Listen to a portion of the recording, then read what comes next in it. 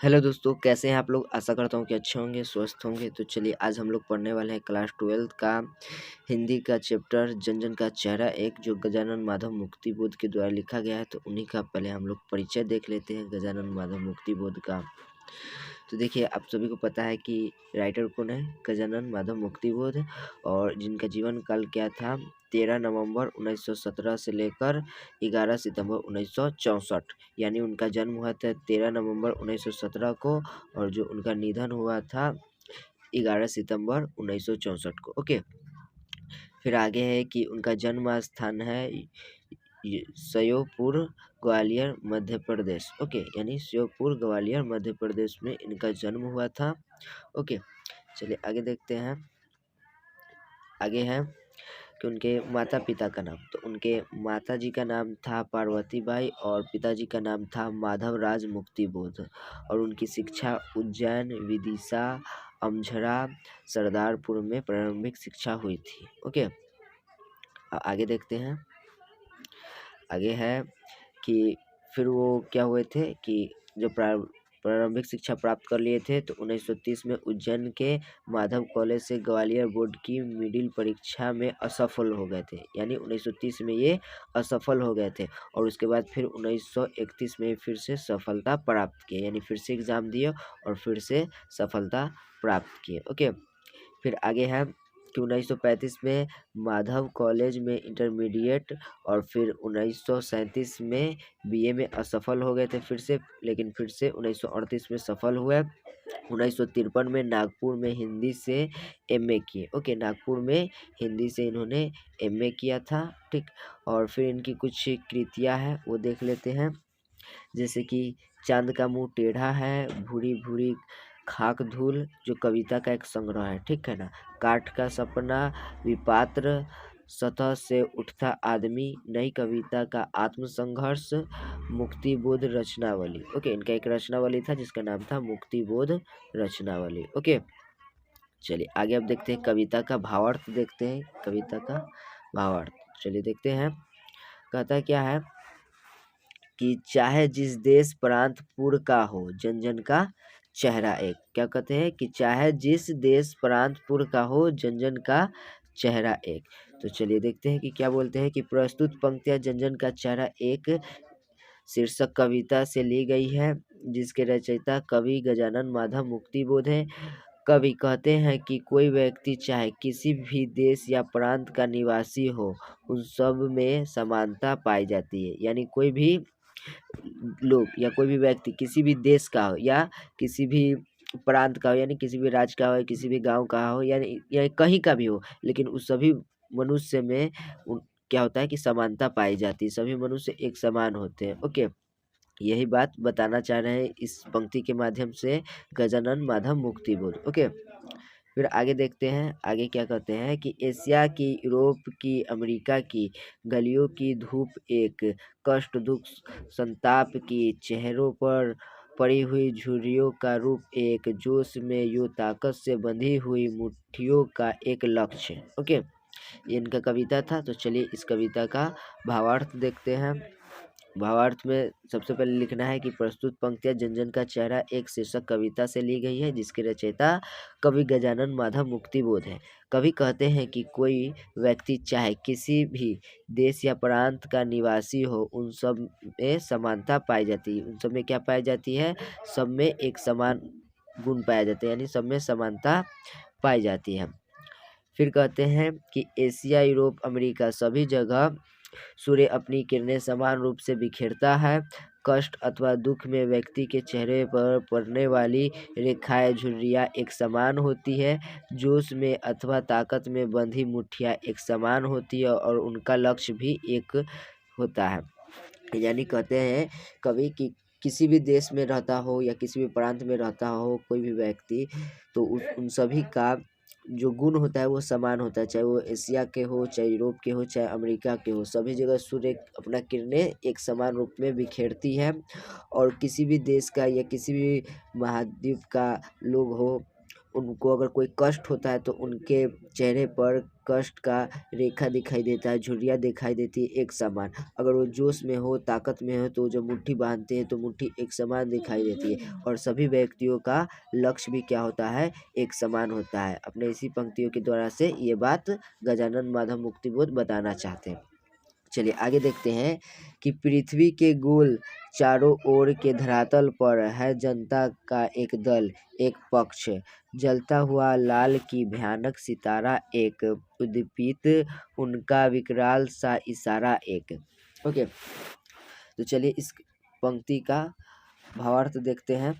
तो आप सभी को पता है कि सबसे पहले लिखना है कि यह पंक्ति जन जन का चेहरा एक शीर्षक कविता से ली गई है, जिसके रचयिता मार्क्सवादी कवि गजानन माधव मुक्तिबोध है। ओके, यानी जो मुक्तिबोध जी थे वो मार्क्सवादी थे। ओके, फिर आगे कहता है कि प्रस्तुत पंक्तियों में कवि ने प्राणियों की समस्याओं की चर्चा की है। कवि कहते हैं कि सभी प्राणियों की समस्या भावनाएं समान है, लेकिन इस पर संसार में भिन्नता है। यानी कहते हैं कवि कि सभी लोग यानी सभी प्राणी क्या है कि सब समान है, लेकिन इनकी समस्याएं अलग अलग भी होती है। ओके, फिर आगे कहते हैं कि कवि कहना चाहते हैं कि जिस प्रकार सारे संसार में सूर्य एक और अपनी रोशनी सभी चीज़ों पर समान रूप से बिखरता है।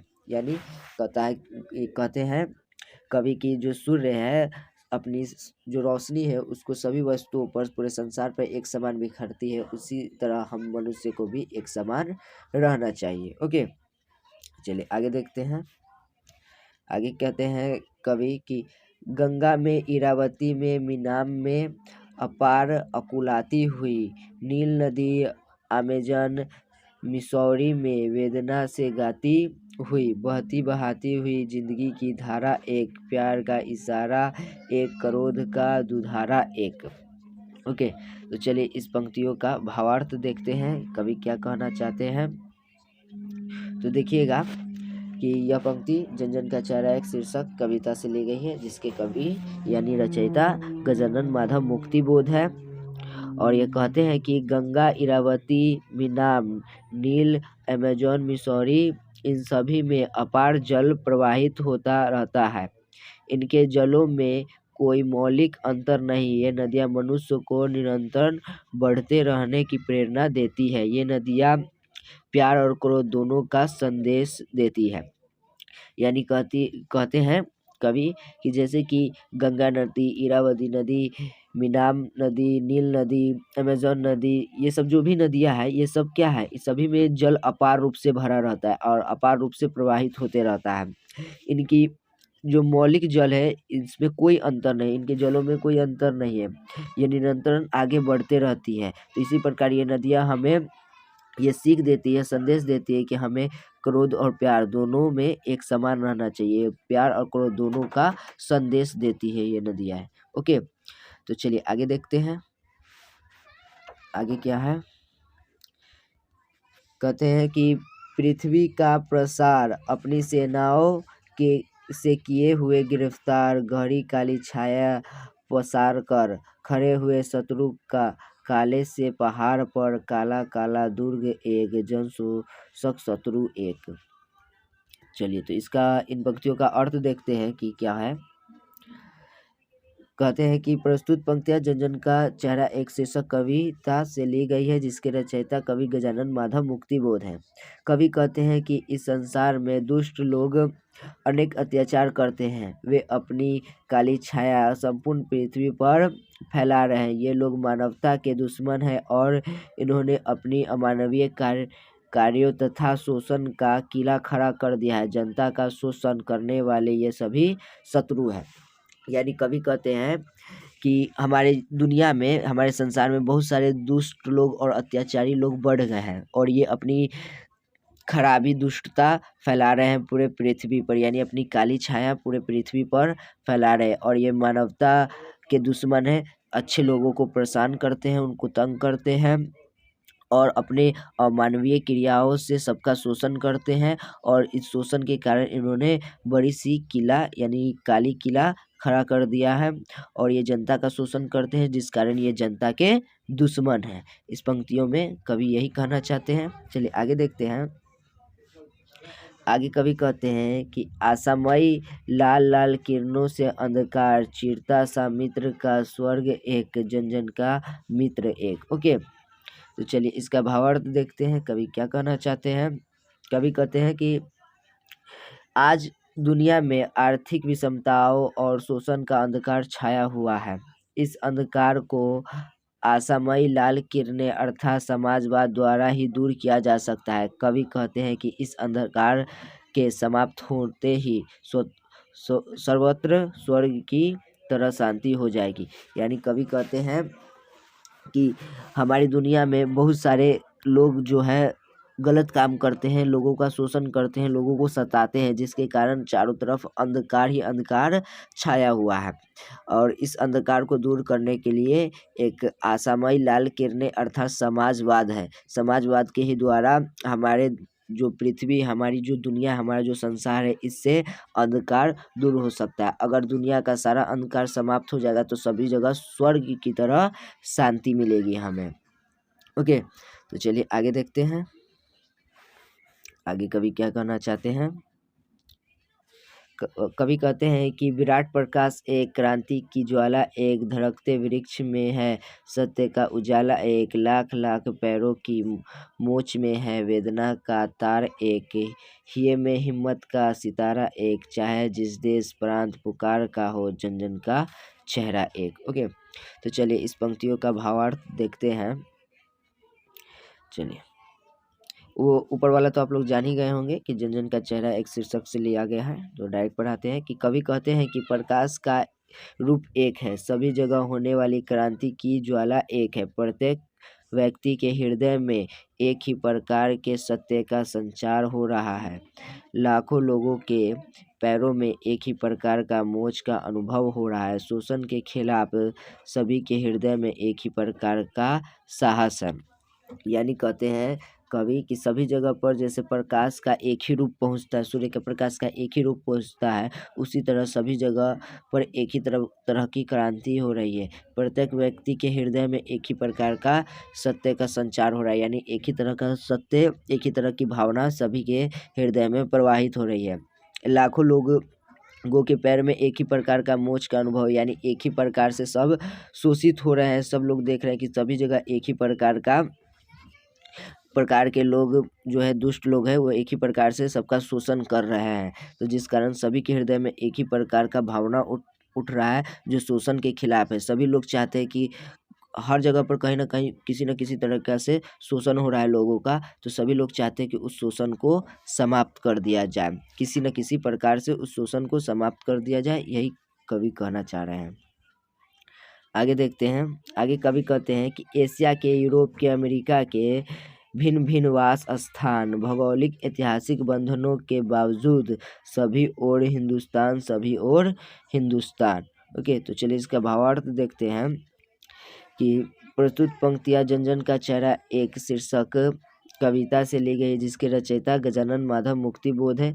कवि कहते हैं कि भिन्न भिन्न संस्कृतियों वाले एशिया, यूरोप तथा अमेरिका में भौगोलिक और ऐतिहासिक विशिष्टता के बावजूद वे भारत की जीवन शैली से प्रभावित है। तो कवि कहते हैं कि यूरोप में, एशिया में, अमेरिका में सभी जगह पर क्या है कि अलग अलग संस्कृति है, ठीक है ना, सबके अलग अलग मान्यता है, ठीक है ना, अलग अलग भौगोलिक और ऐतिहासिक वजूद है उनका अपना, ठीक है। लेकिन ये सब के बावजूद भी सभी देश भारत से ही प्रभावित है, उन्हीं के, भारत के लोगों के जीवन शैली से ही वो लोग प्रभावित है कि भारत के लोग ऐसे हैं वैसे हैं, यानी हम लोग उनसे लाख गुना अच्छे हैं, इसलिए वो लोग हमसे प्रभावित हो रहे हैं। हम जनता, भारत की जनता है, और हम लोग के जो देश है उसको सोने की चिड़िया कहा जाता है, ऐसे ही नहीं कहा जाता है। हमारे में कुछ बात है, हमारे देश में कुछ बात है, इसलिए हमें भारत की चिड़िया का देश कहा जाता है। और कविता के माध्यम से कवि यही समझाना चाह रहे हैं कि भारत सभी देशों से, यूरोप, एशिया, अमेरिका सभी देशों से भिन्न है और सभी देशों से श्रेष्ठ है। चलिए आगे देखते हैं। सभी ओर बहने हैं, सभी ओर भाई है, सभी ओर कन्हैया ने गाय चराई है, जिंदगी की मस्ती की अकुलाती भोर एक, बंसी की धुन सभी ओर एक। तो चलिए इस कविता का भावार्थ देखते हैं कवि क्या कहना चाहते हैं। कवि कहते हैं कि भारत की संस्कृति में प्रत्येक स्थान पर भाई बहन सा प्रेम है। यहाँ भगवान कृष्ण की छवि चारों ओर व्याप्त है। यहाँ हर जगह कृष्ण ने गाय चराई है। यहाँ जिंदगी में मस्ती भरी पड़ी है। सभी ओर कृष्ण के बंसी की धुन व्याप्त है। यानी कवि कहते हैं कि जो हमारा भारत देश है, यहाँ की संस्कृति ऐसी है कि सभी जगह भाई बहन सा प्यार देखने को मिलता है। और यहाँ भारत का हर एक जगह है जहाँ पर कृष्ण की छवि यानी भगवान कृष्ण की छवि मिलती है। और भारत का कोई ऐसा कोना नहीं है जहाँ पर भगवान कृष्ण ने अपनी गायों को नहीं चराया होगा। और यहाँ की ज़िंदगी यानी भारत की जो ज़िंदगी है यहाँ पर हर जगह पर मस्ती आपको मिलेगी। और कवि कहते हैं कि भारत के सभी जगह पर हर एक कोने पर भगवान कृष्ण की बंसी का धुन सुनाई देता है। ओके, चलिए आगे देखते हैं।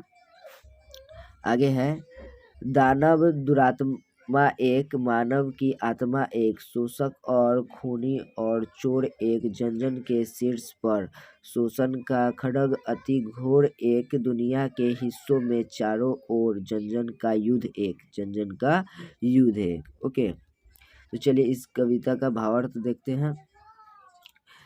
कवि कहते हैं कि पूरे विश्व में दानव और दुरात्मा एक है, शोषक खूनी चोर एक है तथा दुनिया के हर एक हिस्से में दुरात्माओं चोरों के खिलाफ युद्ध भी एक है। यानी कवि कहते हैं कि पूरी दुनिया में, पूरे विश्व में, पूरे संसार में हर जगह कहीं ना कहीं दानव का रूप लिए इंसान घूम रहा है, दुरात्मा घूम रहा है और वो लोगों का शोषण कर रहा है। कुछ लोग जनता का खून करके उनका संपत्ति हड़प रहे हैं, कोई चोरी कर रहे हैं। यानी पूरी दुनिया में हर एक हिस्से में दुरात्मा अपना शोषण और अपना गलत प्रभाव डाल रहा है। लेकिन इतना दुरात्मा होने के बाद भी जो मानवता का पालन करते हैं वो चोरों के खिलाफ अपना एक युद्ध चला रहे हैं जो सभी जगह एक समान है। तो चलिए आगे देखते हैं। आगे है मस्तक की महिमा व अंतर की उष्मा से उठती है ज्वाला, अति क्रोध एक, संग्राम का घोष एक, जीवन संतोष एक। चलिए इस कविता का, इस पंक्तियों का अर्थ देखते हैं। कवि कहते हैं कि सभी जन समूह के मस्तिष्क की चिंता एक है और उनके हृदय की प्रबलता भी एक सी है।